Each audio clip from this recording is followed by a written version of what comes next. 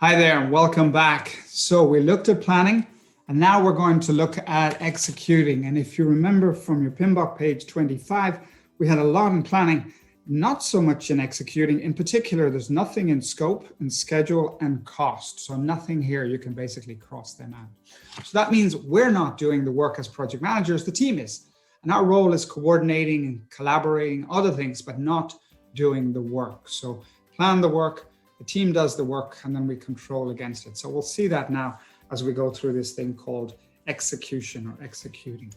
Now, the first thing I suppose we want you to know is that there is this thing called direct and manage project work, which is the main role that you can see, kind of the orchestra conductor, direct and manage what is going on. So you're like the orchestra conductor, and we'll put that here. And the output, of course, will be the deliverables and data, but those kind of things that are it's like the music from an orchestra, isn't it? It's the conductor is not making any music, but they're enabling all the music to be done. And all the work that they did in rehearsal is paying off now in the actual execution.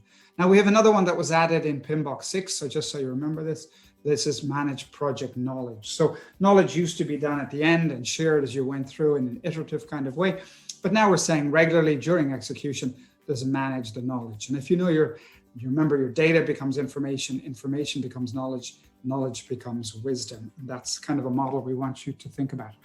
Now, there are 3 parts that we want you to know about for executing of the resources. Okay, so the first one is obviously we have to acquire the resources. Now, it kind of makes sense to acquire some of the resources in planning, but if you were acquiring a helicopter or a crane, you wouldn't actually acquire it in planning, you'd acquire it in execution. So it makes sense to put it over here. Even though you may have some of the humans acquired early, most of them are going to be done in kind of an ongoing way. So acquiring the resources will go on for the duration of the project. We develop the team. Now this is the humans, not the crane, obviously, not the helicopter. You don't, or the conference room, you don't develop that, but you develop the humans. And this is the Maslow and the motivation and team development and in particular, co-location, of course, was one of the things. But now working with virtual teams as well. How do we do this? And then we have another one, which is called manage the team. Now, subtly different here. We've developed the team as a group and manage the team as individuals within the group. Of course, we have manage the quality, which used to be called assure the quality, but it's the same thing. So assure the quality is different from control the quality. And I think they wanted to separate that just so manage the quality is basically assure. It's prevention. It's everything we're doing with audits and processes to make sure there are no problems in the future rather than controlling, which is going to be coming later.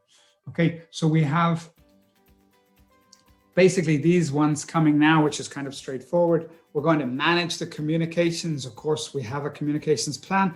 We have to make sure that we do the things we said we were going to do. We have to conduct the procurements. That's where we talk to the vendors. We pick a contractor, we pick a vendor, and then we start working with them. It's going to happen here. We implement the risk responses, the ones that we planned here. We actually have to implement those risk responses. Again, that's a new one to PMBOK 6. In previous PMBOKs, it was assumed that that was added to the project management plan, the risk responses, but I do worry that there might be a double counting here, that we plan risk responses and we don't add those ones to here because we actually have them here as a separate thing. I think it's always been an interesting debate in project management, but basically we're saying you have to do what you said you were going to do. Okay, and now we have managed the stakeholder engagement. So just as we have planned the stakeholder engagement, we now have managed the stakeholder engagement. So kind of straightforward. So you get the idea, there is a lot to do with people. There's a lot to do with emotions and conflict. There's a lot to do with coordination, but not to do with doing it. That's for the team. Although the main output here will be the deliverables themselves. Think of it as the music from an orchestra, but the orchestra conductor is not actually making any music. They're making sure that it happens. And here we're going to control against it. And that'll be the next module that we get to.